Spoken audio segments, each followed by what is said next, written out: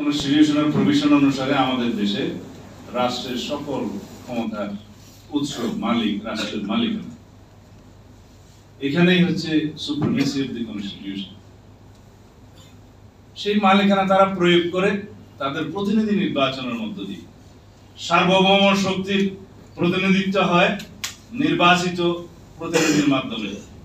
তারা সার্বভৌম পার্লামেন্টে এসে পার্লামেন্টের সার্বভৌমত্ব হয় ওই জনগণের প্রতিনিধির কারণে।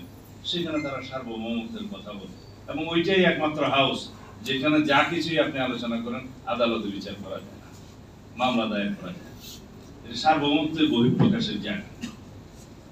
সুতরাং জনগণ নির্ধারণ করবে তো সেই পার্লামেন্টের মধ্য দিয়ে, সেই সার্বভৌম জায়গার মধ্য দিয়ে। তো সেই সার্বভৌমত্বের প্রতিনিধিত্বের নির্বাচনের ব্যবস্থাটা আগে করুন, সেখানে সব আলোচনা হবে। সমস্ত সরকারের সমস্ত সংস্কার কমিশনের রিপোর্টগুলো, যে সমস্ত রিপোর্টগুলো ঐক্যমত হবে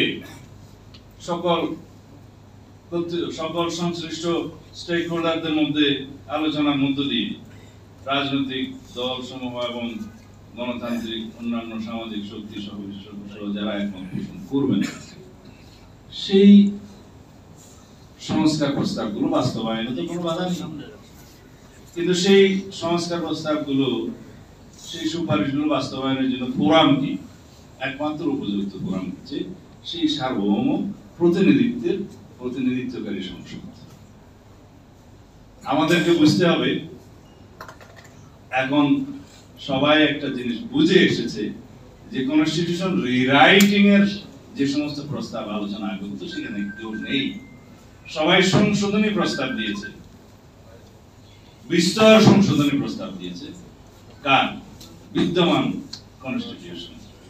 যে কনস্টিটিউশনের আর্টিকেল 106 অনুসারে আপনারা শপথ নিয়েছেন অন্তর্বর্তীকালীন সরকার, সেই সংশোধনী, সেই সংবিধানকে তো আপনাদের এগিয়ে নিয়ে যেতে হবে সংশোধনী না হওয়া পর্যন্ত।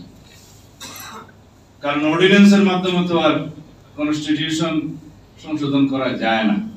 আমরা ঐক্যমত পোষণ করব যে সমস্ত ক্ষেত্রে, অবশ্যই কিছু কিছু ক্ষেত্র থাকবে যেখানে দ্বিমত থাকতেই পারে। সেই ঐক্যমতের জায়গাগুলো আমরা ঐক্যমত পোষণ করে জাতির কাছে প্রতিশ্রুতি দিয়ে, অতীত এরকম নজির আছে, এবং সেই প্রতিশ্রুতিগুলো নির্বাচনে ম্যানিফেস্টোতে রিফ্লেকশন করে তারপরে আমরা একটি নির্বাচিত সংসদে যে সেটা ডিসাইড করি সবাই আলাপ আলোচনার মধ্য দিয়ে। কারণ আমাদের বিএনপি কর্তৃক গত 2023 সালে যে 31 দফা আমরা জাতির সামনে প্রস্তাব করেছি, তার মধ্যে সমস্ত সংস্কার প্রস্তাব কমিশনগুলোর কথা আমরা নিজেরা বলেছি। সৌভাগ্যক্রমে সেটা আগেই ইন্টারিম গভর্নমেন্ট গঠিত হওয়ার কারণে তাদের কাজ হয়ে গেছে, আমরা সবাই সহযোগিতা করেছি।